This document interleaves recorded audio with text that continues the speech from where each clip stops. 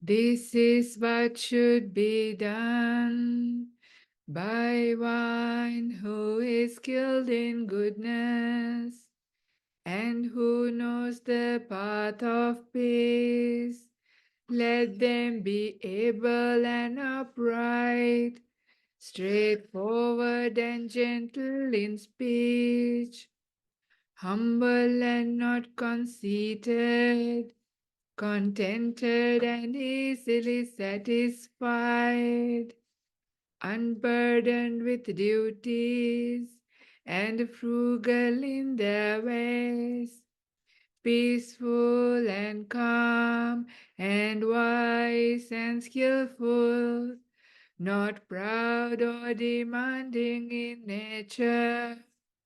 Let them not do the slightest thing that the wise would later reprove, wishing in gladness and in safety. May all beings be at ease, whatever living beings there may be, whether they are weak or strong, omitting none, the great or the mighty, medium, short or small, the seen and the unseen, those living near and far away, those born and to be born.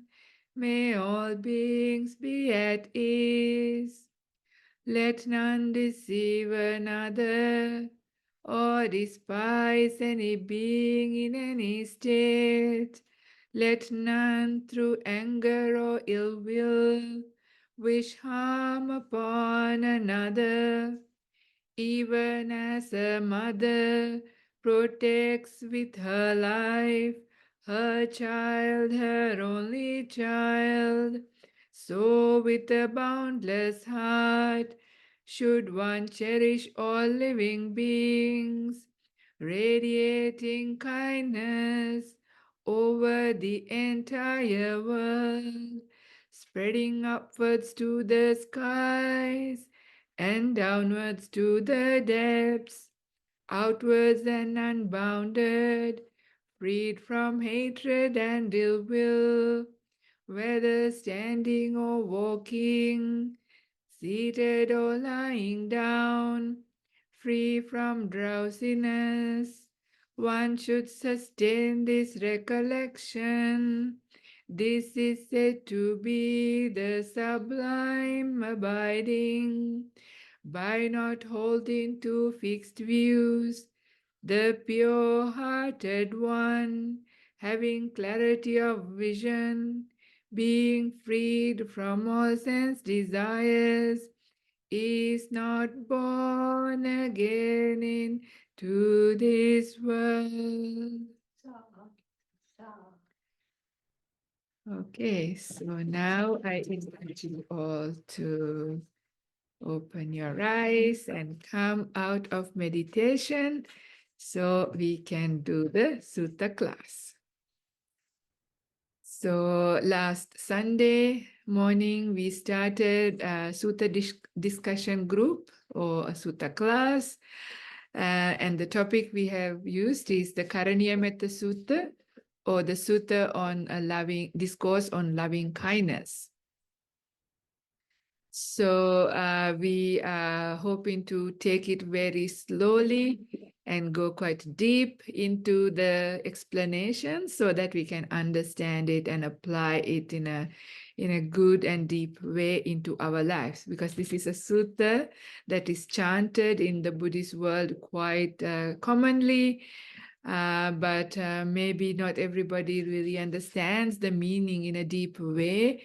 Maybe people are not applying it also. So then there is not that much benefit, isn't it? So when you understand it, when you can apply it, that is when the real benefit comes from that teaching. So last week, I think we spoke about in quite general what the feeling of loving kindness is. and how metta meditation, or the meditation on loving kindness as described by the Buddha or in the Buddha's dispensation, is a bit different to it is being practiced in other religions or in other practices.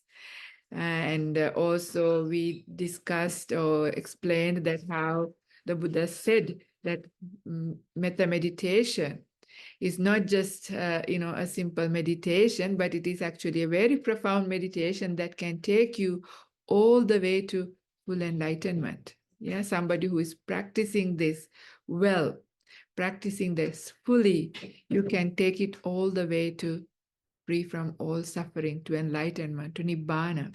So it's quite special, quite good, and quite a beautiful practice. And we spoke quite a lot about metta meditation, and we started with the first quality. So in this Karaniyametta sutta, the Buddha says somebody who is intent on awakening, somebody who is interested in breaking through to the final knowledge, this is what should be done. And that is, there should be 14 qualities. He mentioned about 14 qualities to be developed as foundations or prerequisites before one could properly practice metta meditation. That doesn't mean that you can't start meditation. You can do metta meditation from where you are at.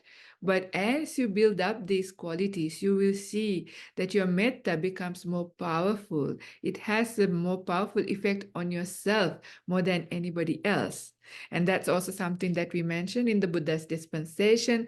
The metta meditation is mainly to eradicate your own hindrances, your own defilements, and purify your own heart.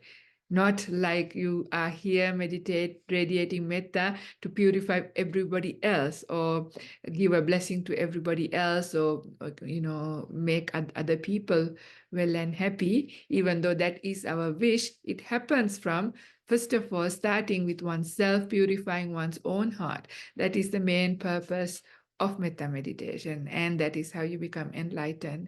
And as a person with a purified mind, the spreading of the metta is very powerful. And the most powerful form of metta comes out after jhana, that is deep meditations. So this is just a little brief, captivating all the things in brief that we mentioned during the last class. And I also want to mention there was a problem with the first upload of that class. It was only less than half of the class was uploaded, but now I have uploaded the full version. So if you are interested to listen to the first class, click the second one, not the first one, because it's incomplete. All right. Okay, so today now the quality that we are discussing today is the uju and sūjū. Right? In Pali, those are the two words, uju and sūjū. I'm going to take those two together because they go together. So one is upright, straightforward, and upright. So like somebody who is straight and more straight or something like that, but it's not quite like that, right? Uju means somebody who's straightforward, upright. That's the meaning of that word in one way, but I'm going to go deeper into how this is understood, because that is important. What does it mean to be a straight person? What does it mean to be somebody who is upright? So in general, we have that understanding. Somebody who is straight or upright is somebody who say what they do and do what they say, isn't it? This is one way of looking at it. Or somebody who is very honest, yeah, and somebody who is very virtuous, somebody with integrity. All of these things are understood as uju, and that is actually correct also. But I want to bring up some suttas to explain this a bit more.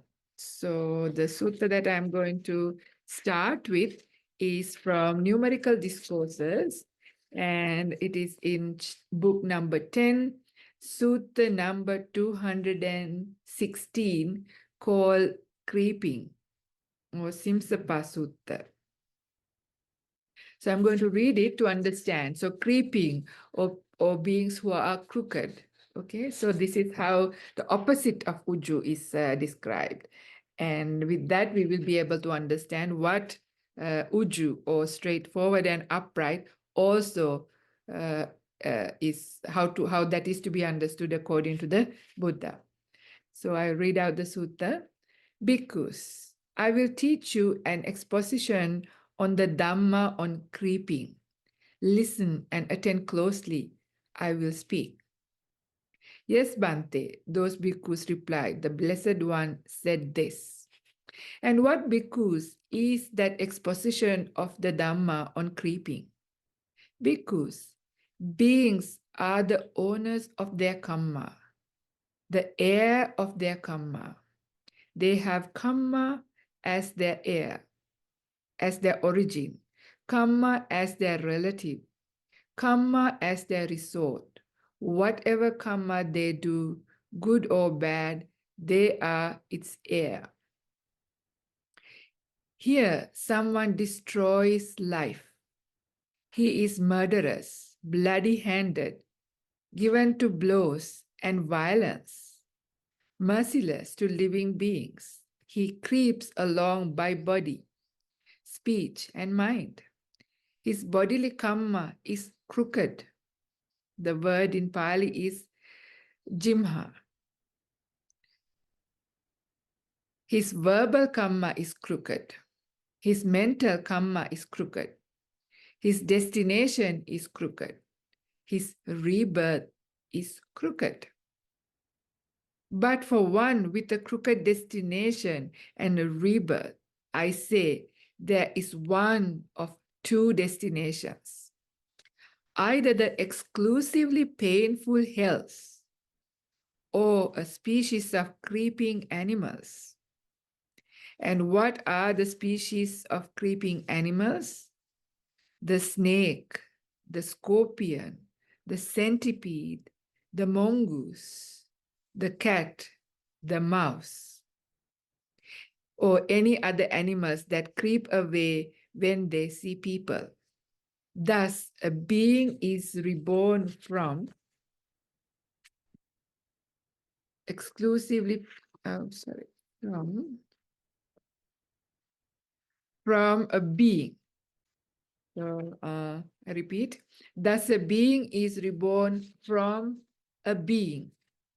One is reborn through one's deeds. When one has been reborn, contact affects one. It is in this way I say that beings are the heirs of their karma. So it is important to understand this, right?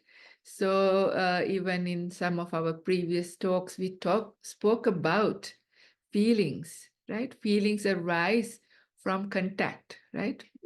Everything is felt, right? Feelings is how we experience anything. So pain or pleasure.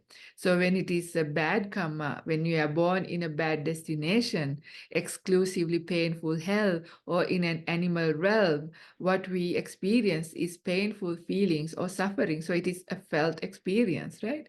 And this is felt through contact. And that contact is arising because of previous karma, previous actions. So whatever you do here and now affects what is going to happen or what you're going to experience in the future.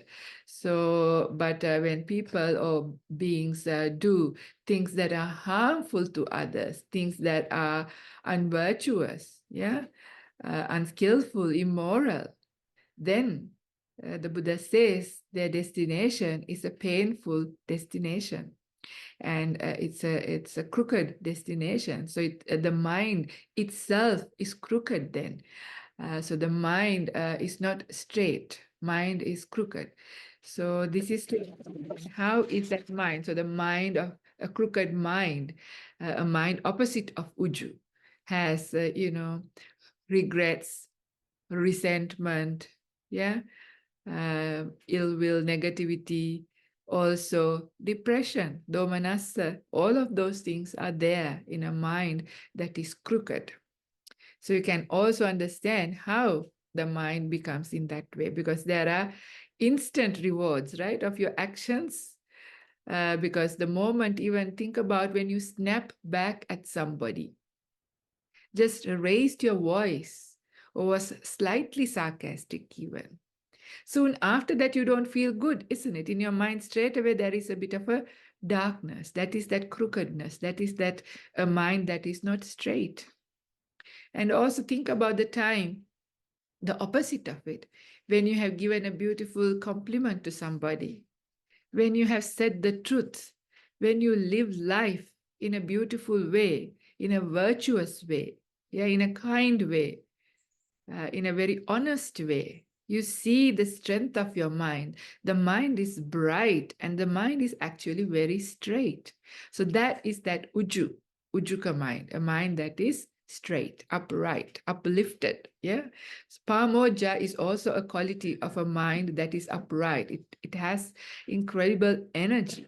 So this is how to understand this quality. So you can see how this uju quality is necessary for one who is intent on breakthrough, right? Intent on awakening. So this is necessary for meditation, whether it is metta meditation or any other form of meditation. This is necessary. So I will just read a little bit more on this sutta. So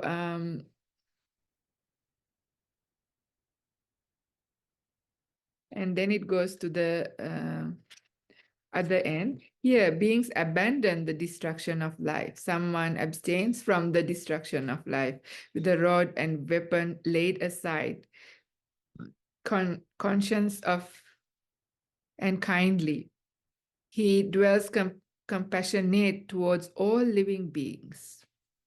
He does not creep along by body, speech, and mind. So this is somebody whose mind has compassion and kindness, gentleness, right? Non-harm in their mind. His bodily karma is straight. His verbal karma is straight. His mental karma is straight. His destination is straight. His rebirth is straight. But for one with a straight destination and rebirth, I say there is one of two destinations. Either the exclusively pleasant heavens or eminent families, such as those are affluent Khattiyas, affluent Brahmins, or affluent householders. Families that are rich with great wealth and property, abundant gold and silver, abundant treasures and belongings, abundant wealth and grain. Thus, a being is born from a being. One is reborn through one's deeds.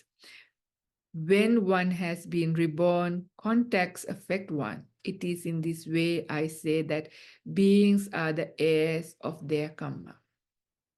So you can also have a bit of joy in your own hearts. I'm sure you who are listening to this class are having been born to good families, into good conditions, have a pleasant state here and now. So we can be happy that in our past we have been doing the right thing. We have managed to maintain a fairly straightforward and upright mind. So we can give a pat on our shoulders and feel happy about that, right? Because it is important, because sometimes we tend to just look at one or two or three things that are not so good or mistakes that we have done in our lives. But it is also important to remember that we have also done much good. Yeah, there's a lot of goodness. We are not perfect yet, right? Not enlightened yet, so not perfect yet. But remember, there's a lot of goodness inside, and then encouraging that you can do more good. So that's one sutta, to understand what is a crooked mind and what is a mind that is straight, how the Buddha explains this quality, uju. And then I want to also read out another sutta where the Buddha talks about building up a mind that is straight. How that is done, what can you do? Because there are times in the day, right, that your mind, you can feel that it is not straight. It has that kind of, it is constricted, it has a certain darkness to it. And when you reflect back, you know why that is the case, because you have not been conducting yourself all that well. And this happens, yeah, this happens to us. And never mind, this is the nature, the silliness of defiled minds. So we have to understand it, but we have to always, when we drop, when we fall down, we need to learn how to pick ourselves up, get up, and straighten ourselves up. So straightening our mind can be done and has to be done. This is a path where we keep falling down, getting up. I sometimes think that we are like little toddlers learning to walk, right? You fall down, you get up, and walk a little bit, you fall down again, you get up. So how do you get up? How do you straighten your mind? How you prepare your mind to meditation? So this comes up again in the numerical discourses in book 11, sutta number 10, called Mahanama Sutta. And in the sutta, it is about doing anusati meditations. These are the meditations, reflections on good qualities. Yeah, there are quite a few different reflections given here. So you can reflect on the qualities of a Buddha. Essentially, what you're reflecting is the qualities of somebody who is fully enlightened. Yeah, somebody who is a Buddha. Then you can also reflect the qualities of Dhamma, the teachings. These are specifically given. There are specific ways of doing it. That instruction is a bit beyond the aim of this class, but you can read, you can learn, or we can talk about it at another time. But here I'm only going to mention the topic. So you can also then reflect the good qualities of enlightened members of the Sangha, right? So all the Aryans, their qualities, or you can reflect your own generosity. Yeah, if you've been a generous somebody who have given open-handedly, given much, given with a pure heart, all of those beautiful qualities, when you reflect, your mind becomes straight. Remembering your own good qualities, your generosity is very important. And then Silanusati, that is remembering your virtue, remembering your integrity. Doing that again, the mind straightens up. Or you can also recollect the good qualities of deities, devas, as well. In the next sutta, which is the Nandiya Sutta, the Buddha gives also, you can recollect the good qualities of Kalyanamitas, yeah, the good people, wholesome people. That is also possible. So when you do these kinds of reflections, the mind straightens up. Okay, so here I'm going to read out the sutta, just an extract of the sutta, okay, not the entire sutta. Here, Mahanama, you should recollect the Tathagata thus. The Blessed One is an Arahant, a perfectly enlightened, accomplished in true knowledge and conduct, fortunate knower of the world, unsurpassed trainer of persons to be tamed, teacher of devas and humans, the enlightened one, the Blessed One. When a noble disciple recollects the Tathagata, on that basis, his mind is not obsessed by lust, hatred, or delusion.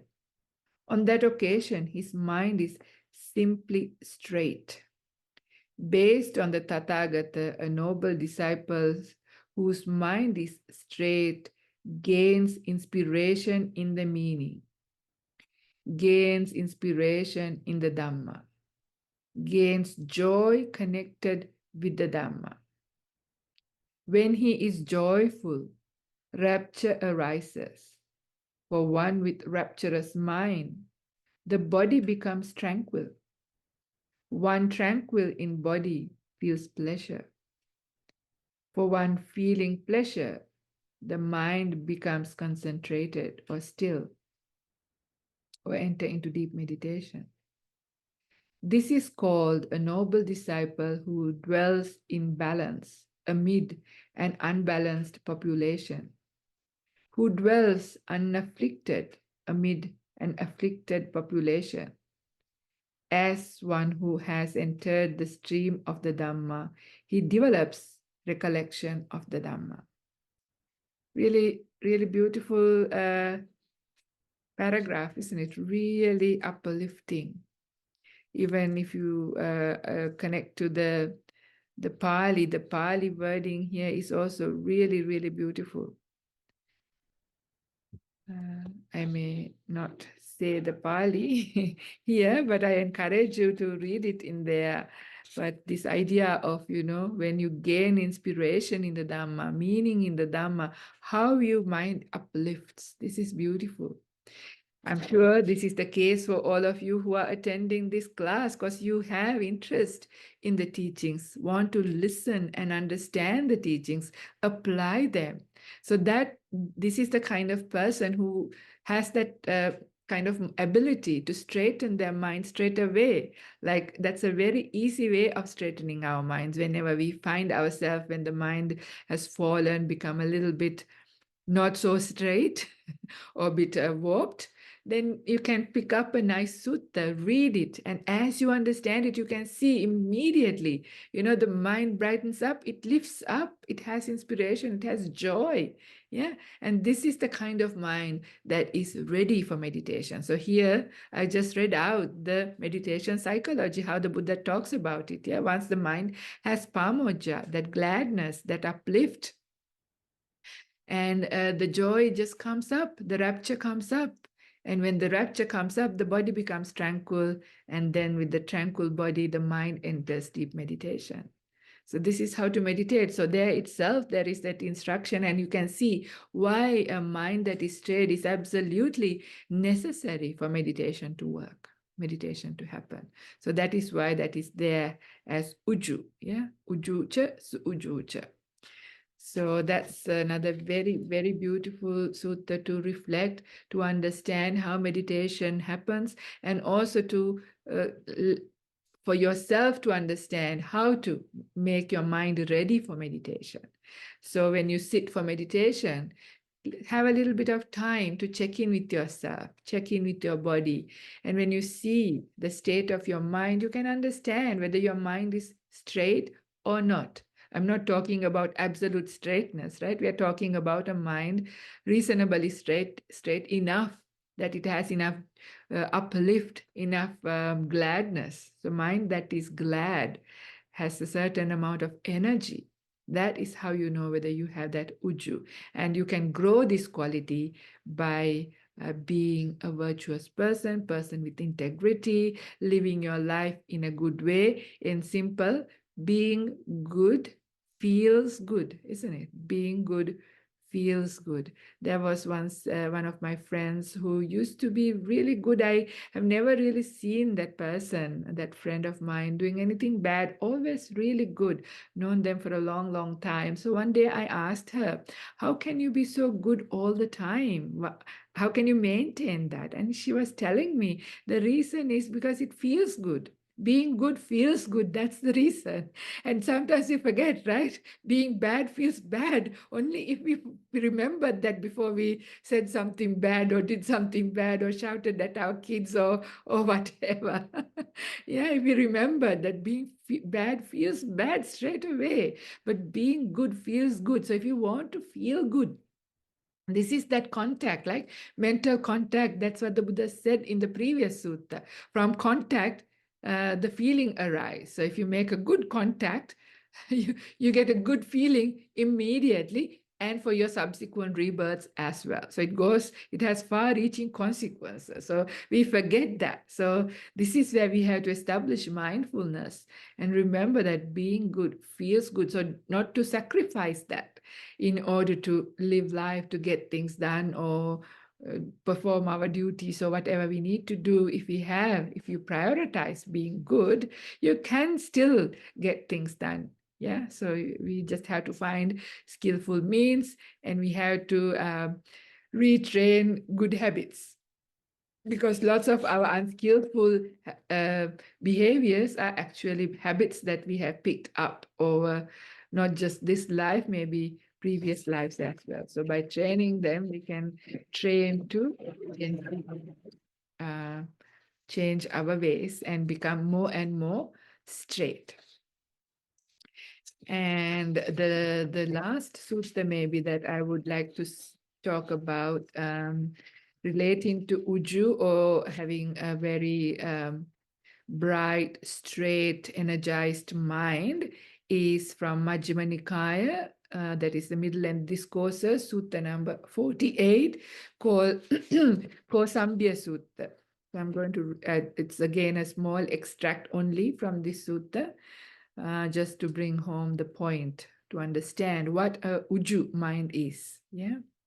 So here, a bhikkhu gone to the forest, or to the root of a tree, or to an empty hut, considers thus: is there any obsession unabandoned in myself that might so obsess my mind that I cannot know and see things as they actually are?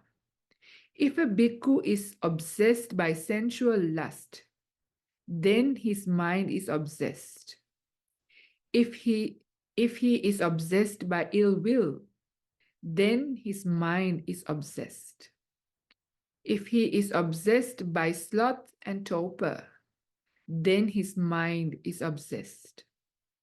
If he is obsessed by restlessness and remorse, then his mind is obsessed. If he is obsessed by doubt, then his mind is obsessed. If a bhikkhu is absorbed in speculation about this world, then his mind is obsessed. If a bhikkhu is absorbed in speculation about the other world, then his mind is obsessed. If a bhikkhu takes to quarreling and brawling and is deep in dispute, stabbing others with verbal daggers, then his mind is obsessed. But if this is not the case, he understands thus: there is no obsession unabandoned in myself that might so obsess my mind that I cannot know and see things as they actually are. My mind is well disposed for awakening to the truths. So this is now that sūjū quality, not the uju, sūjū, even more straight and completely straight, or without any hindrances. So this is like a mind that has come out of deep meditation. At that time, the hindrances are at least temporarily abandoned or suppressed. Yeah, at that time, the mind is very pure and very, very straight. So that I suppose is one way of understanding the suhuju. So you can understand uju is the mind that is even before the meditation, that has that brightness, that uplift, that gladness, born from being a good person, a virtuous person with integrity, living in a good way, or recollecting good things. You can bring it up, all of those things. That's uju quality. And suhuju is then after deep meditation, when even all the hindrances are gone. So that is why that is a higher quality along the same line, but slightly still different. But also it is interesting to see, like somebody who is a stream winner, for example, also would have a mind that is suhuju. That is because somebody like that is naturally virtuous. They are not holding on to their virtue.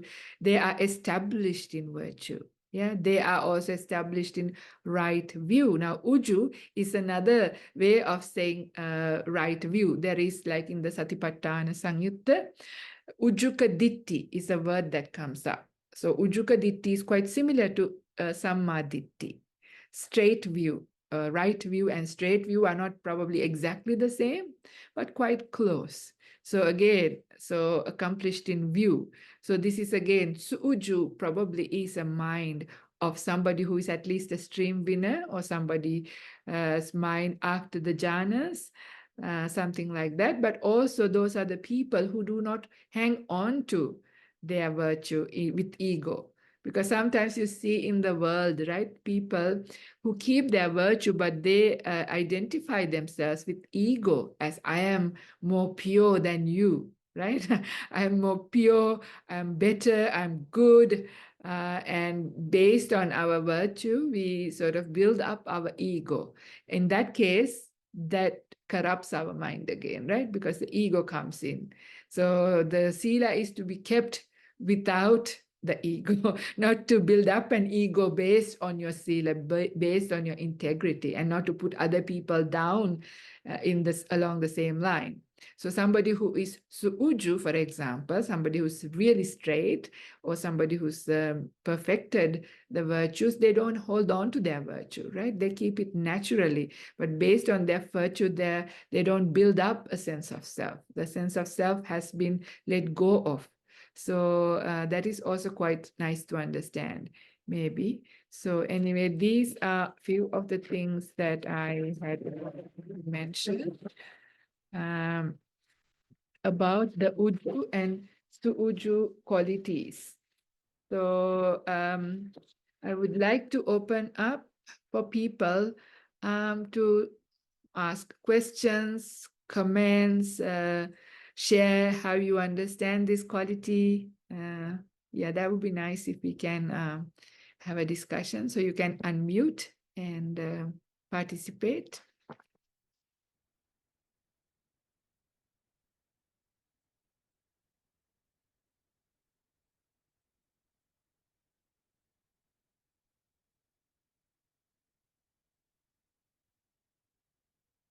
Hi, Karunika. I have a question. It's not a question, actually. Can you hear me? Sorry.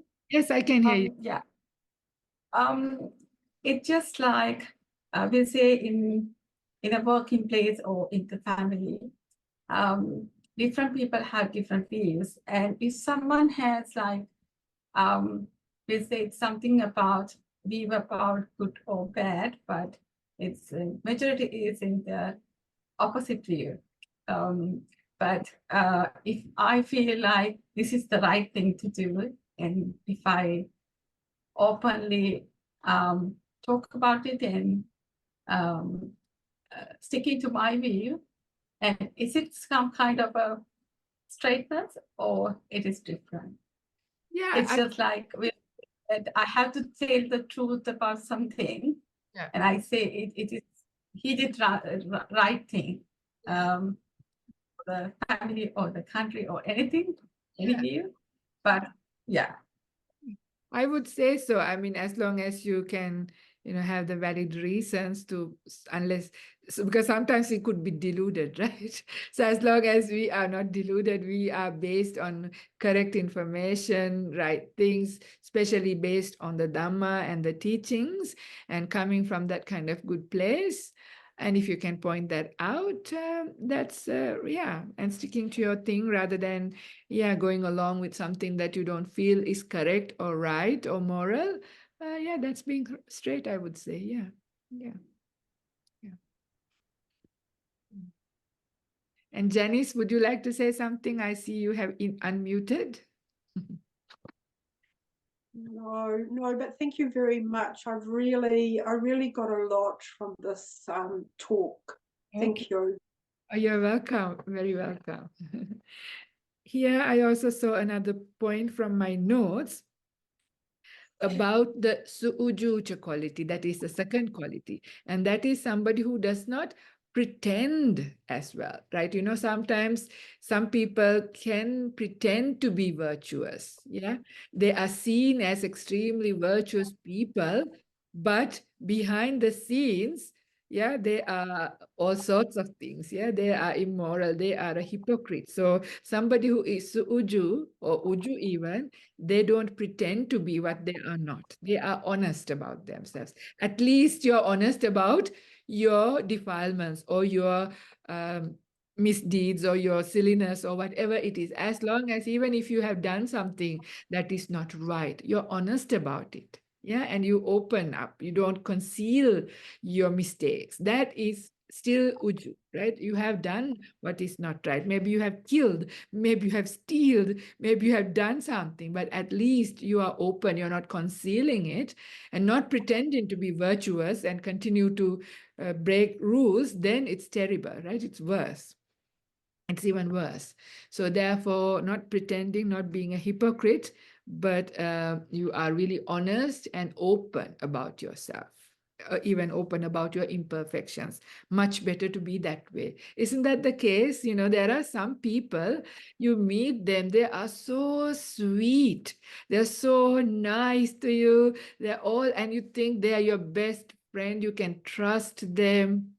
And before you know it, they step behind your back. Yeah. So this is so dangerous. I'd rather be with somebody who's upfront about their dislike to you or they express what they want. If they can disagree with you, that's fine. Yeah. As long as they're open, then you know who you're dealing with. Fine. Okay. That's better than somebody who's very deceptive, trying to be somebody who they're not and pretending that that's actually complete opposite of uju and sūjū, I would say. Yeah, so somebody who's not cunning, somebody who's not manipulative, you know, all of those goes in because we see our minds, right? When we want something our way, how our mind thinks about all sorts of ways to manipulate the situation, manipulate this person. So all of those things are away from being straight or upright. So good to sort of reflect all those different aspects. And yeah, somebody who's completely trustworthy. And another thing is, you know, that's it. So this is really good to reflect. And the other thing that I want to say is I definitely may be not covering everything about this quality, but my idea is to show how to go deep into one quality. Like we spoke nearly, you know, half an hour or even more about just uju and sūjū, the two qualities, yeah, which are very similar. Rather than just staying upright, straightforward and upright and moving to the next quality. So in the same way, if you are interested in understanding them, understanding ways to apply yourself, it is good from time to time, take that time to reflect all the different facets of this, right? So I encourage you to reflect this even deeper. So maybe in the next class, you can still bring up these qualities, right? Even what we spoke about last time, Suvaco, being somebody who is skilled and able. If you thought about more things than what we have discussed, I encourage you to bring it up in the next class, or even about this uju and sūjū as you do your reflections and your practice. If you come up with things that we didn't discuss that could be helpful, bring it up. That's the whole point of having a Dhamma discussion group or a Dhamma Sutta class, which is a bit different to a Dhamma talk, so that we can hear and learn from each other different perspectives. So yeah, let's try and see whether we can build up the group to be speaking more and sharing more for the benefit of everybody. Okay. Well, Yes. the noble sanghas, one of the qualities they say, "Upatipanno." Yes, thank you for reminding. It's good to have my mother in the audience who's very well versed in the suttas. I had that note and I forgot about it. She reminded me one of the qualities of the Sangha, like noble Sangha, is Ujupatipanno. Yeah, so somebody who has got onto the straight path. Right? This is a quality of an Arya Sangha, somebody who is at least a stream winner or above. So that is that quality of somebody who is attained to view, attained to sila, somebody who, so that is why it is called Ujupatipanno. That is one of the qualities that we reflect when we recollect the qualities of the noble Sangha. So thank you. Thank you, Amma, for saying that. Anybody is always welcome. If you think of something, to put a hand up on the Zoom, and then we can stop and we can allow you to express, ask questions, or comment on anything that you wish. And then comes to the next quality. So after uju and sūjū is the Suvaco. Yeah, it's a very important quality.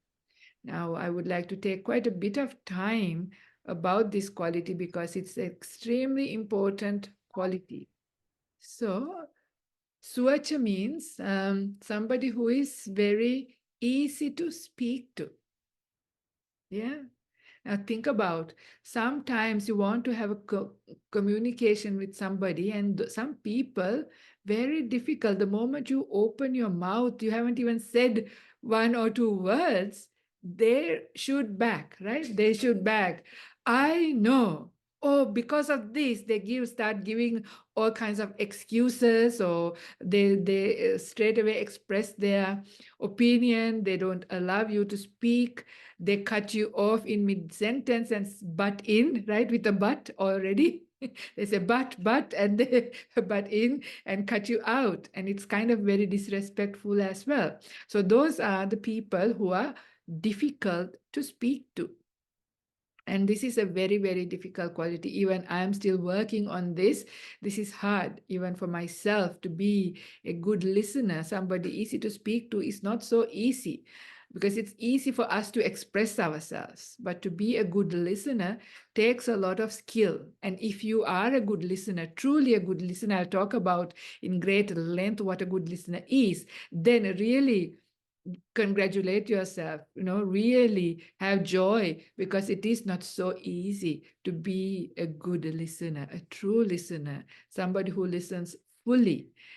Total listening is hard, but it's extremely beneficial in so many ways, because it is because we can't listen so well that we have problems in our relationships. Interpersonal relationships have problems precisely because we are not good listeners, because we have not properly heard what the other person is saying. All we have heard is what we want to hear, not what they were saying. And also listening is not done only through your ears, not with only sound, right? Listening is to be done. It's a whole body experience. Yeah, like body language is important. I feel a little bit sorry for the young generations who are losing that in-person communications, because people are so much into communicating through text messages, WhatsApp, and media, rather than communicating in person. When you are in front of a real person, not an image or not a video, but real, in the same room, you can feel them, smell them, see them, hear them, that kind of situation, you really understand a lot more about what they're trying to communicate. So, but when it is coming through any other means, then you lose that full communication. So if it is a difficult thing that you need to communicate, make sure you do it in person at the right time, right? At close proximity to the person, because you can communicate more fully. And this is so very important. Now I have to mention something, how human beings are generally how we are not uju or sūjū or sovacasa. All three qualities are not there in general. This is a little bit that normal people, in normal human beings, are like that. So I'm going to remind a beautiful sutta, just the gist of the sutta. I can't remember the reference, unfortunately. This is a sutta about a sutta where there's a elephant trainer called Pesa. So the Pesa, the elephant trainer, comes to see the Buddha. And usually when somebody comes to see the Buddha just engage in a little bit of just normal chit chat before starting the Dhamma. How are you and what have you been doing, or whatever like that. So in this occasion, the Buddha asked Pesa, "Oh, Pesa, you are an elephant trainer. I really admire your ability to train these wild elephants. Wild elephants must be hard to train, because wild elephants, are dangerous. They can kill, they can destroy things.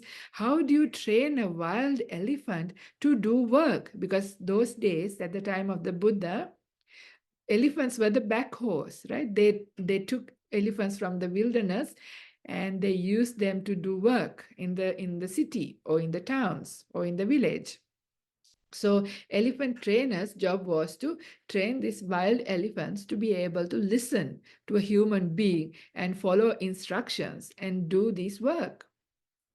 So the Pesa says, oh Bante, that is not so difficult at all, because when I take an elephant, a wild elephant, from one city to the next city, during the course of that journey, the elephant truly shows themselves. So I get to know whether this is a stubborn elephant or a very obedient elephant, a very smart elephant or a stupid one, an elephant who is very healthy and strong or weak one. Whatever the elephant's nature is, they reveal themselves. So once I know which kind of elephant, then our family line, being elephant trainers for many, many lifetimes, we have developed many techniques. So we have different techniques to apply to the different kind of elephant. So it's very easy for me to train any kind of elephant. And then he says, but Bante, how do you train human beings? He said, human beings, on the other hand, think one thing, but they open their mouth and say something completely opposite to what they think. And then they go and do something yet again different. Isn't that true? This is who we are. Human beings are very often like this. They rarely say what they think and do what they said. Yeah, it is very hard quality. This is a quality that is actually perfected only in a Buddha. The Buddha's quality of a Buddha is yatavadi tatakari, tatakari yatavadi. That means somebody who says what they do and do what they say is really a quality of a person with a pure mind, really pure mind. Otherwise, it's very hard. Sometimes we do for all sorts of reasons, right? Sometimes we can't say what is in our heart because we think the other person might get hurt. Or because of our ego, because we don't want other people to think of ourselves or judge us, or so many reasons, I don't know, or ulterior motivations, because of so many things. It's so hard for human beings to really express what they really think. And even if they said that, then to do what they say is also really hard. So this is that quality there itself. You can see how these things are there. And but also very difficult to learn anything and give instructions as well, right? And can't listen and act out these the teachings. So anyway, so to be able to listen really well is really important. So so listening with body language and as well as words is so important, so that we understand what somebody is trying to say. So this is the point I wanted to bring, because when somebody can even record the conversation and said, look, you said that you want this and I gave it to you, and you said that you don't want it. So this is exactly what it is, because if you looked at the person's body language, you could have understood, yes, even though they said yes, they want it, but they really didn't want it. So this is the human communications are very complex. So in order to be able to express and also to understand what somebody is saying, in order to listen completely what somebody is trying to express, we have to listen more beyond the words, right? Beyond the words, we need to be able to listen. So it's a skill to be developed. And also listening, putting aside your views, opinions, perceptions, all kinds of stuff, and then really truly listening with a quiet mind. This is also so very important. So hard to do, but so important. Otherwise, you never get the message. So you can see how, if you don't have this quality, how even the Dhamma path is close to you. You can't even receive the discourse, right? You can't receive a teaching. And you can see some people, it is hard to teach them anything because they start arguing straight away. They haven't even heard the full sutta. They have heard one or two lines and straight away start arguing. If not in person, inside their mind, oh, this is not right. This is not how it should be. How can it be? I don't understand this. This is not, whatever it is. I don't buy into this or whatever. Maybe it is the case, but first of all, it is important to have a quiet mind, an open mind, and listen to what is being said, the instructions that are being given. And take even another minute or two to allow it to sink in, to reflect what has been said. And after that, after reflecting, if you think that this is not correct, this is not true, never mind, okay, then you can reject it. But not straight away. You have to first listen to it, because there might be something that you might miss otherwise. So this is that ability. So you can see we all have a long way to go in refining this quality of being somebody who is easy to speak to, right? Easy to speak to. So here I also want to read a few things from the suttas. Okay, this is from, again, Numerical Discourses, book 11, sutta number 14, Subhuti Sutta, a very small extract only, okay? Again, a bhikkhu is easy to correct and possesses qualities that make him easy to correct. He is patient and receives instruction respectfully. This too is a manifestation of faith in one endowed with faith. So in this sutta, the Buddha shows the connection between faith or confidence and suvaco, somebody who is easy to speak to. Also shows the relationship between patience and respect. So these are all ways of how to listen properly, right? When you listen, you are not listening disrespectfully or not listening. You know, some people, when you speak to, they are not listening. They're looking away. They don't look into your eyes, or they are engaged in doing something. So that itself is disrespect, isn't it? So if you are respectful, then you actually look at the person. You really respectfully listen, yeah? You are quietly, and you make sure that you give all the signs that you are listening. And you allow the person to finish talking. You don't butt in and cut them out mid-speech. And also you make them feel that you listened. These are hard things, because some of us are quick at responding. It's almost a reaction, right? Very quickly say something back. Then the other person feels like you haven't listened. You may have listened, but still, for some people, it's good that if you give a little bit of time before you open your mouth and say something in response. So then the person feels, and even better that you repeat a little bit, oh, this is what you said, right? And then the person understands, yes, you really listen to them. And having that patience. Because sometimes some people go on and on and on, repeat themselves. So you feel like you've had enough, you want to cut. But having that patience is important. There might be a point, or maybe they're distressed, or they're having a hard time, so they have to express the same thing 3 times before they stop. So allow them that time. And it is nice. It's a kind thing. It's a beautiful gift that we can give, right? To be able to listen to somebody. When you feel, when you are in difficulty, if you are able to talk to somebody who you feel is really listening to you, who hears what you are saying, it's so beautiful. Yeah, again, you see some people who do not have the suvaco quality, but who pretend to be. They go, really? But they haven't heard a word. So there are such people as well in the world, but that is just only a pretense, yeah, not real. But you got to be the real one, and it is not easy. I'm telling from my own experience. I too am not somebody who is easy to speak to. I'm becoming one, hopefully, but I'm not proud of myself of being that. These are very difficult qualities, because speech breaks up so fast. Yeah, so but it is very helpful. It is incredibly important.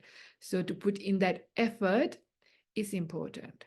So having said that, my own struggles, I also want to share how you become somebody who is easy to speak to. The best way, because you know all the instructions. So for myself, I'm inspired to want to be somebody who is easy to speak to, or somebody who is a good listener.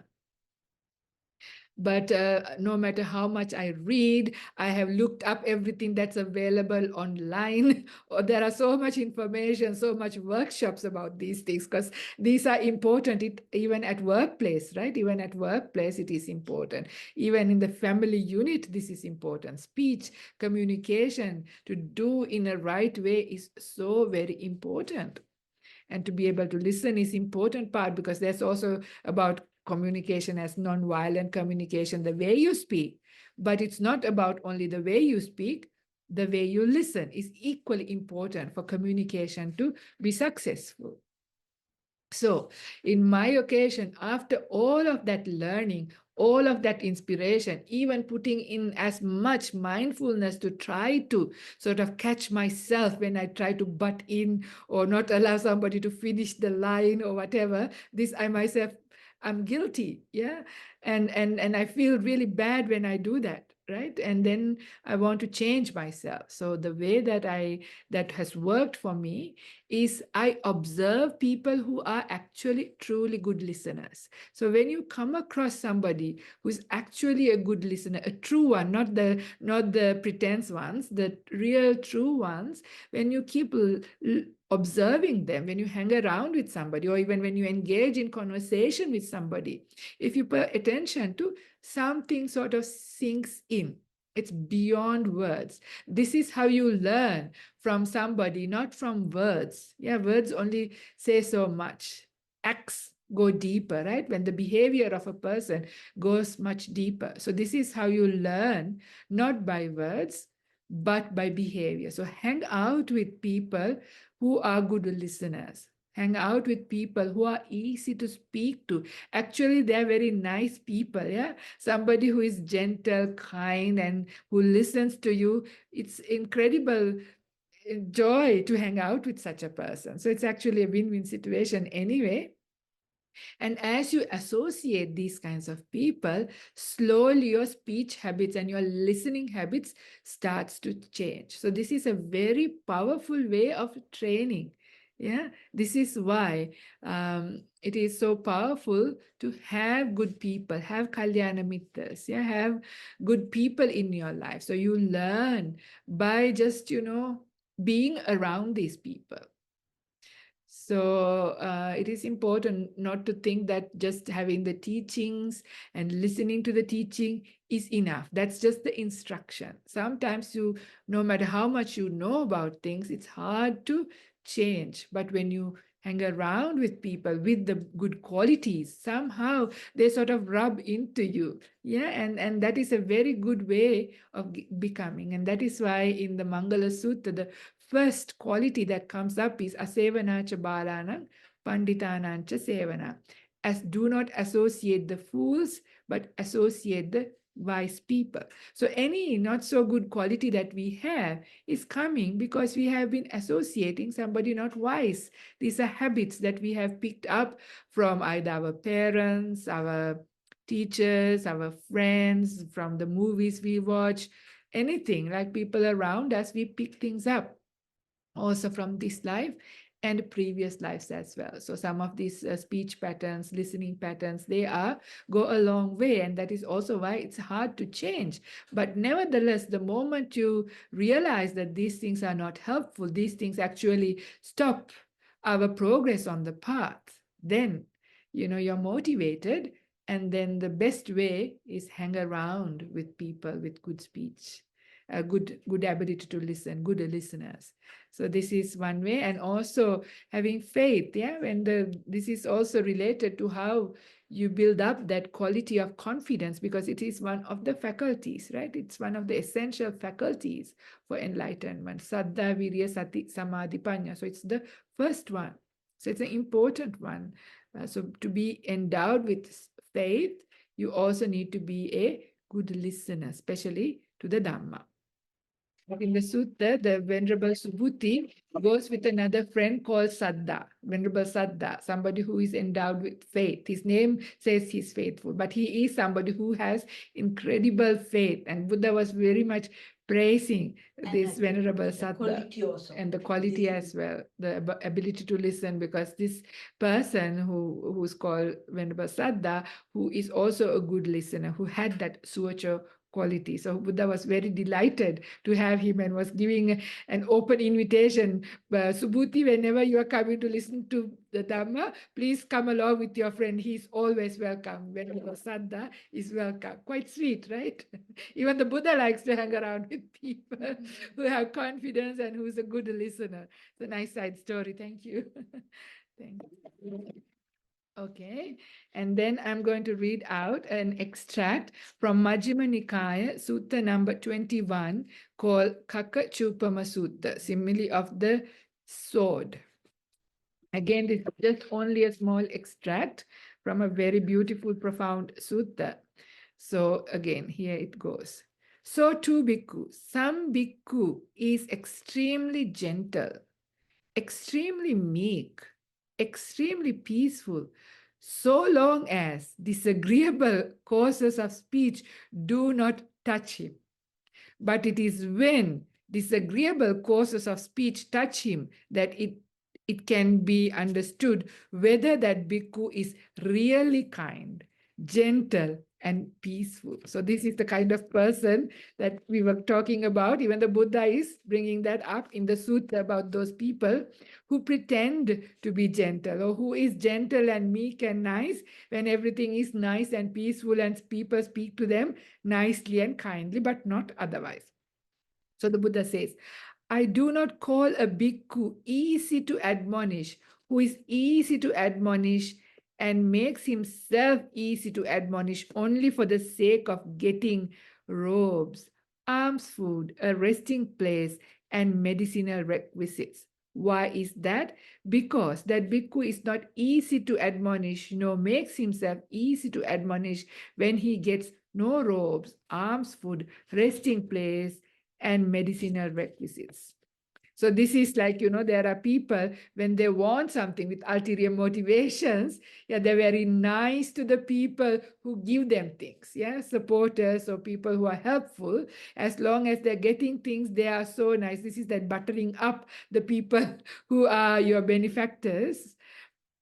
But when you stop getting these things, they turn around and become very bad to those people who once supported you. When the support stops or no longer gets, then you can see. So then you can see this person is not truly somebody who is easy to speak to or gentle. They were only making themselves like that with ulterior motivations. That's why the Buddha says, and Buddha is not happy with that kind of person. But the Buddha goes on to say, but when a bhikkhu is easy to admonish and makes himself easy to admonish because he honors, respects, and reveres the Dhamma, him I call easy to admonish.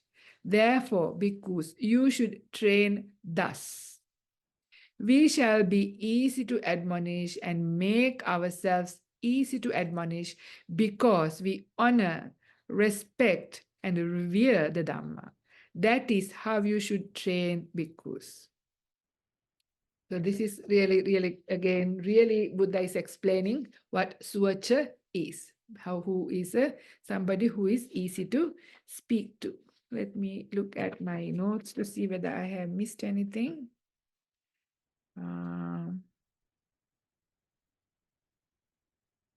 So somebody who is open to advice, easy to approach, easy to correct, who readily lends the ear to listen to the teacher.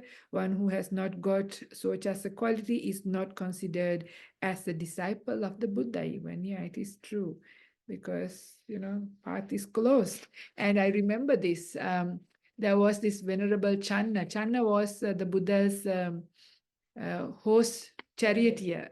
When Siddhartha Gautama first left the palace, this was his charioteer. So he had a bit of a pride because he knew the Buddha before he became a Buddha as a young prince. So he was like, so he was quite a proud person. He was a bit arrogant, I suppose. but he too became a monk. But he was very difficult to speak to admonish. He wouldn't listen to anybody. So finally, the Buddha gave one of the biggest punishments. Usually, Buddha doesn't give punishments or anything like that. But out of compassion, called the Brahmadanda. That's the highest kind of punishment that the Buddha would give. And that is to refuse to speak to, refuse to admonish, refuse to give instructions. And that's such a terrible thing, isn't it? If you don't get any advice, any teachings, if you all of those gets close to you, what a terrible thing that is. So that's the way sometimes the Buddha had to correct. So the Buddha told all the monks, okay, the only way to help out this Venerable Chanda to make knock in some sense to his arrogant head is by stopping for a while, giving him any instructions, giving him any advice, giving him any teaching. So when everybody, all the teachers stopped that, then the Venerable Chanda realized. And then, of course, he changed himself and really asked for forgiveness and became very respectful. And then he really listened. And that is when the teachings were given. So again, even the Buddha doesn't instruct somebody. There is another sutta, I can't remember the reference, and the full sutta talks about 4 or 5 different kinds of horses. And the 5th kind of horse, the Buddha says, I kill that one. This is about training horses. The 5th one he kills. And the people are so concerned. You say that not to kill, but how can you kill a horse? He says, no, I don't kill by taking its life. The way that I kill a horse, the way I say is I don't train them. I don't give instructions. That is how I kill somebody. So it's not, it's like killing. Yeah, it's almost such a thing, but so that is why you are not even a disciple of the Buddha if you can't listen. So it's quite important. A few other things to remember with this. These are just for like perceptions. Like somebody who is difficult to speak to is like somebody who is a full cup. Yeah, when a cup is full, you can't pour anything else, right? Whatever you pour in just falls out. So whatever you say, whatever instructions you give doesn't go inside the cup, it just goes outside. So it's also very common to hear that listen like an empty cup. Make yourself an empty cup, then you can take in all the instructions. Quite nice, nice idea. And another very important instruction, I think related to this Suvaco quality, or somebody who listens and follows the instructions or willing to follow the instruction, is related to our meditation. Now, there are times when we sit to meditate, and when the meditation is not going, we just shake and get up and leave, right? But if we have this confidence, that is why this quality of a Suvaco is related to confidence, faith, is that if you know that if you sit a bit longer, if you continue to wait, if you continue to put in the time, if you continue to put in this watch the breath. For example, if you're watching the breath or do the metta meditation, whatever it is, you will become peaceful, but you need time. But sometimes we become impatient. So that is why that patience, respect, faith all goes together.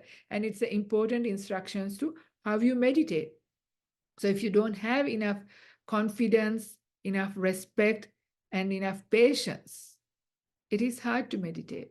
So again, if you are having difficulty with your meditation, see where is the problem. Sometimes it's being impatient. You want to become still very quickly, but you have to understand causes and conditions, right? If you've had a very busy day, you've been doing silly things, especially not being really, behaving yourself, which happens at times, then you can't expect to get into, good, peaceful states of mind straight away. You need to allow time. And having that confidence and having that respect to the Dhamma, having listened and follow the instruction, then you are able to sit. Yeah, persistence and perseverance comes from that. You're not able to persist or persevere if you're not listening and having respect to the Dhamma. Then you can't build up that patience and to wait as well. So it's a very important instruction even for meditation. So see, how this quality is going to help you to be able to meditate, help you to sit longer, so that, meditation will start to bite. Otherwise, we get up too quickly thinking, I'm not good enough, I'm not able to meditate, maybe I don't have the right instruction. So that doubt comes up as well. But it is probably the right instruction. If it is especially coming from the suttas, then it is the word of the Buddha. It is the right instruction. But it's a matter of you not paying attention to it, or no, you're not taking it on board. So that is where, again, this suvaco quality is very important.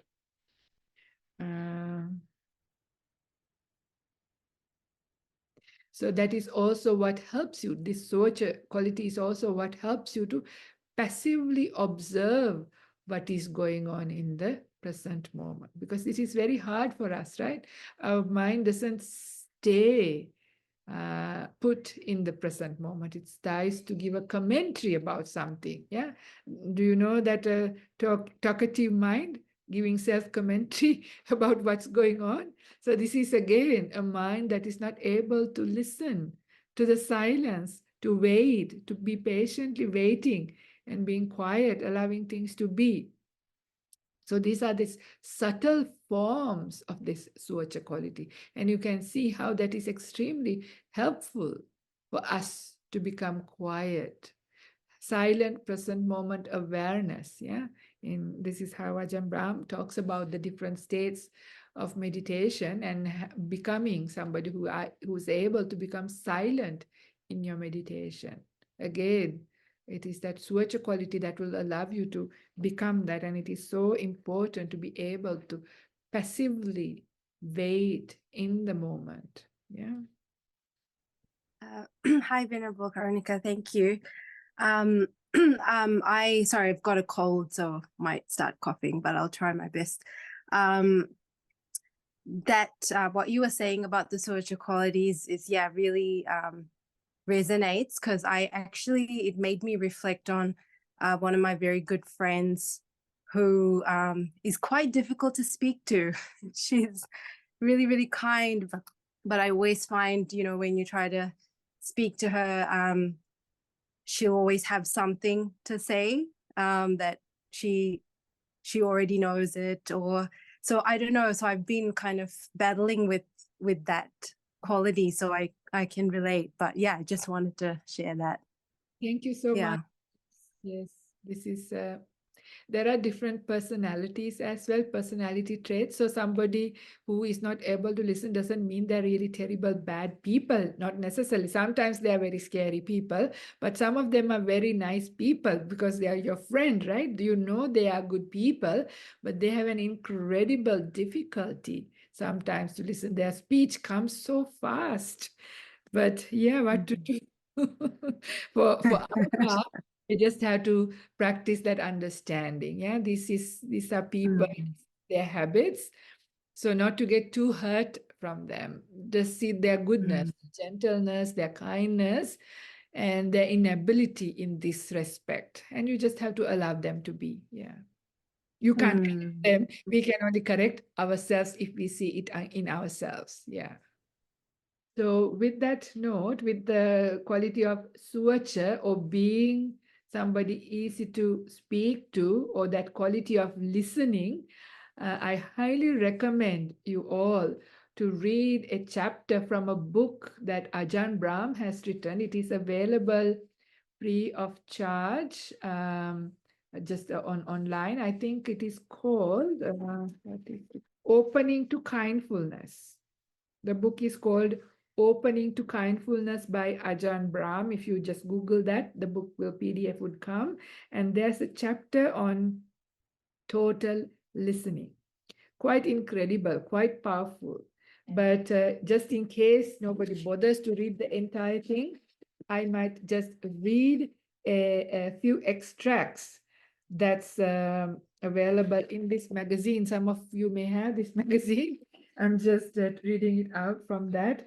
That has been quite helpful. So just these are things that Ajahn Brahm has written. Here we go. Listening is such an important part of learning to live in harmony with other people, as well as in understanding oneself. An ability to listen can be improved when one learns how to be mindful and aware. As awareness gets stronger, one can listen much more attentively and fully. One literally hears and understands more. Then one learns how to listen to the world rather than always talking back at the world. Especially, one will learn to listen to oneself and one's own mind. And this is so important, right? Listening to one's own mind, understanding one's own mind is so important. This will be coming up in our Satipatthana Sutta classes that happens on the Thursday. But learning to one's own mind with honesty, right? Not filtering things out is so important. So again, going back to the reading, relationships with other people could cause so much strife, but they could also bring so much happiness. Why is it that people keep telling me that they can't communicate? You need two people to communicate. One person to do the talking, which is easy to find, and the other one to do the listening, which is hard to find. Yeah. So these are again things that we discussed, but again remembering. A lot of times when we think too much, we don't really listen. So I'm stopping.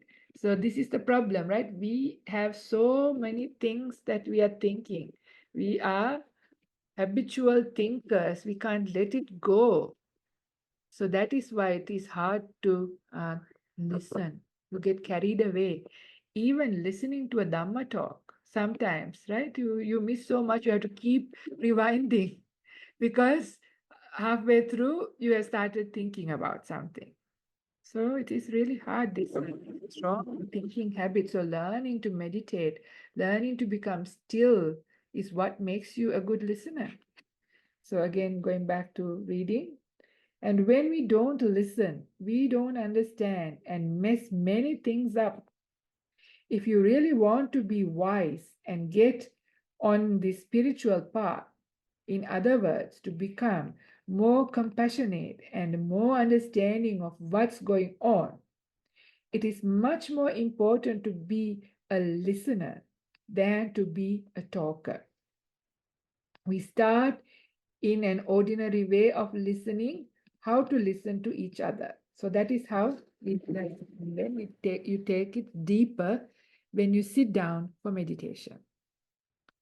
Again, going back to what he's telling, when you are listening, you are absorbing all this beautiful information. You are able to hear not only the words, but also what's between those words, as well as the body language. Whenever somebody is communicating with you, it is not just through their words. There are so many other channels of communication happening, even at the mind-to-mind level. So that is why when you do that in-person communication, something more gets communicated. So another little extract from that same chapter. A very beautiful way of relaxing is to go into a forest or to the beach and listen to the sounds of the waves and the birds. There's always something happening in a forest. And the wonderful thing is, it's happening now. There are no echoes in forests. There are no echoes on the beach. Whatever sound is occurring is right in this present moment. It takes away all the busyness of the past and the future. This is a very beautiful and a very pleasurable way of establishing mindfulness into here and now. Listening to the nature sounds. Yeah, nature sound is really, really helpful. So you are here, and that total listening gives you a sense of peace. You are listening to life as it is happening, rather than recording or preview. It's real, and you realize this is where wisdom comes from. So if you want to be wise, learning to be a good listener and listening to things, listening to your mind, listening to the world, listening to the nature is how you do it. It gives you not only a lot of peace, but also a lot of wisdom. You are listening not just to the birds, but also to what's going on inside of you. You are listening to peace, the inner peace inside you. You are getting to understand how this mind of yours actually works. I'm just going to stop here and say something. There is in the suttas two terms joined together called sutta maya. So this is like maya means like tricking, yeah, and not being deceitful is the sutta. So you can see sometimes we can't even see ourselves why we speak and say certain things the way we do, right?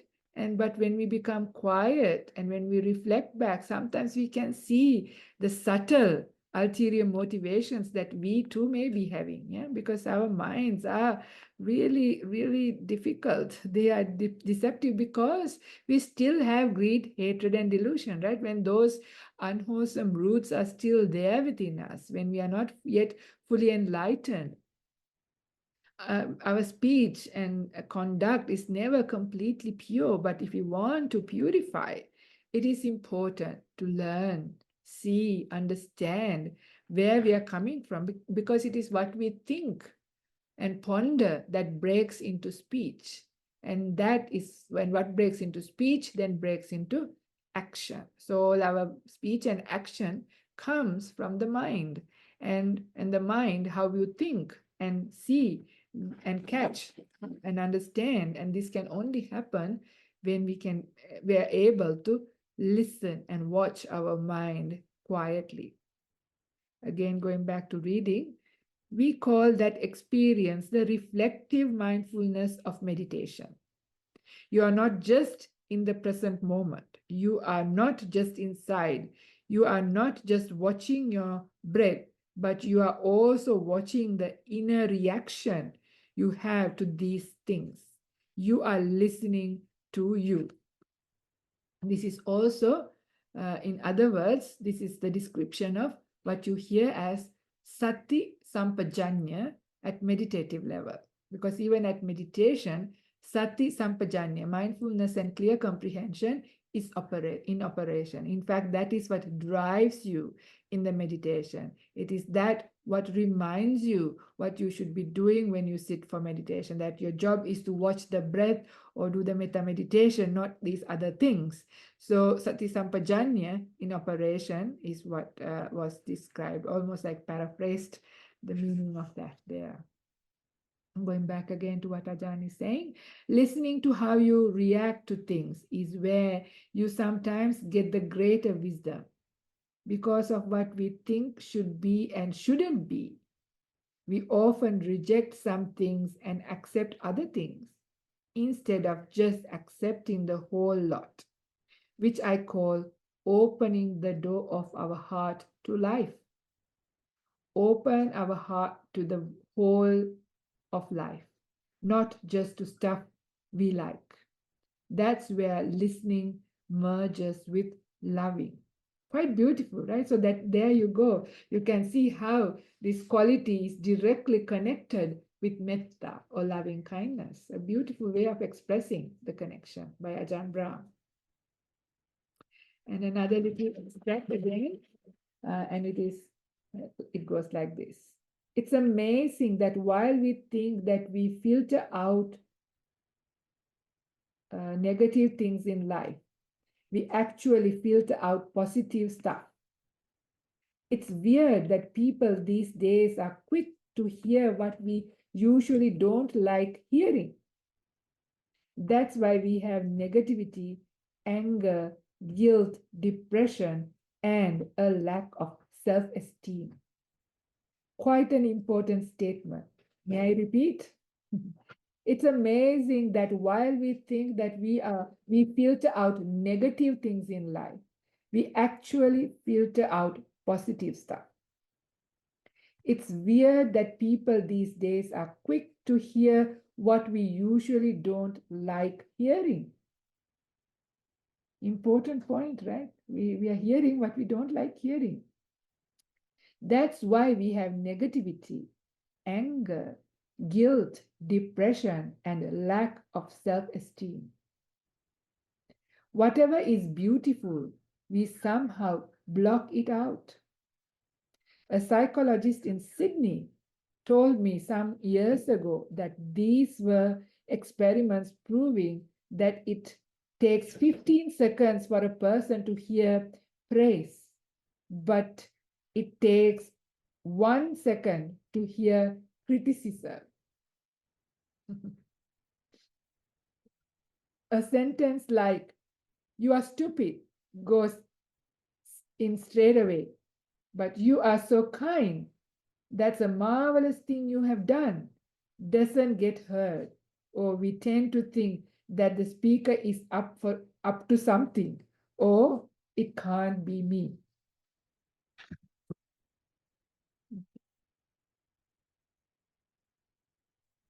And I will read another little bit from here again. These are all very powerful, very insightful things, but nevertheless very, very helpful to hear at least now, and then you can read them again. When you listen to yourself, you'll find out just how all judgments and criticisms of yourself, which go on and on, are just irrelevant, so that they stop. Now you can listen to the peace inside your own heart, which has always been there, but has been disturbed. So these are all very helpful things, how to meditate, right? How to become peaceful. And some of the silly things that we all do. So again, reading to what he's telling, what you are listening to is peace and contentment, the sound of freedom. Don't be afraid of it. Embrace it. It might be hard at first because you are not used to silence. You are used to talking and doing things. Try and you will see. Ajahn Brahm is challenging you. And the last bit extract that I want to read from this very, very beautiful chapter on total listening is this. What we are doing in meditation is learning how to listen, especially to our body and all of its feelings at the beginning. Once you get this great ability to listen, it's not just to understand other people, but also to learn about yourself. Often when people get sick, it's not that they suddenly get cancer or heart disease, but that the illness has been growing over many months, maybe years. The body often tells us that it needs us to relax, rest, or to exercise. But a lot of times we are too busy to listen. Only when you learn how to be quiet instead of having inner chatter can you actually listen to the body and feel its sensations. And if something's wrong, you know it straight away and thus can take a course of action to look after it. So here the Ajahn Brahm is giving some good tips for good health, right? And then I continue. Listen to your mind as well. When you listen to the mind, it's amazing what you learn. Sometimes it says, I really need to work a problem out. Sometimes it says, no, I've had enough. I just want to rest. What the mind wants most of the time is just a bit of respect, to be listened to and appreciated rather than being treated as a slave. Just like you would love some respect from your boss. You are trying your very best, but how often is it that your boss gives you extra work and tells you off? Similarly, your body is saying, I'm trying my best. Why do you keep pushing me around? Or the mind is saying, I'm trying my best to be peaceful and happy. Just give me a break. So I will stop there. This is just for your inspiration and encouragement to read the whole thing or even listen to the talk given by Ajahn Brahm on total listening, which relates to the quality Suvaco, which is an extremely powerful, very beautiful, extremely useful quality to be developed. So I will end my session here, but I open up once more for any last questions, comments, feedbacks, expressions, whatever you want to do. Something in the chat. Michael in Pearl says, I like the saying, doing good feels good. Yes. What if I do something I think is good, unseen, but don't feel any different? Well, you need to establish more mindfulness, isn't it, next time? Different. Well, it's a skill to be developed, right? Sometimes we have a very it's coming, I think, from people telling you not to be so proud of what you do. Yeah, being proud isn't what we need to do, but acknowledging, yeah, to see that you have done something good, something that is useful, something that is skillful. And that ability, that is precisely what Buddha calls as Chaganusati. Yeah, that is one of those recollections. That is one of those ways of straightening one's mind. And that is a type of meditation. So you have to build up that skill to not becoming proud, not putting that into your ego, but instead with a very beautiful way thinking, yes, I have done this, and how beneficial it was and how good it was. You have to think about and sort of, I suppose, train yourself to see good in what you have done. And then slowly it will make a difference. You will start to feel joy coming up, gladness coming up. And this is important, not to just do something and move to the next thing and forget about it. Then you have missed out on some good credit that you can use to empower your path. Okay. Thank you, Michael, for that. Okay, I suppose we are coming very close to being 2 hours, and maybe we can share merits since we have discussed and recited quite a few of good suttas from the discourses, so we can share merits with all beings, with ourselves, and also with our departed relatives. I'm going to, again, I'm sorry, I forgot to bring the English version of sharing merits, so again, it's in Pali. Akasata ca bhummata devanaga mahiddhika punyantang anumoditva chiran rakkantu loka sasanang. Akasata ca bhummata devanaga mahiddhika punyantang anumoditva chiran rakkantu sasanang. Akasata ca bhummata devanaga mahiddhika punyantang anumoditva chiran rakkantu mamparanti ettavata ca ammehi sampadang punya sampadang sabbe deva anumodantu sabba sampatti siddhya ettavata ca ammehi sampadang punya sampadang sabbe bhuta anumodantu sabba sampatti siddhya ettavata ca ammehi sampadang punya sampadang sabbe satta anumodantu sabba sampatti siddhya Idam me ñātīnaṃ hotu sukhita hontu ñātayo. Idam me ñātīnaṃ hotu sukhita hontu ñātayo. Idam me ñātīnaṃ hotu sukhita hontu ñātayo. Sadhu, sadhu, sadhu.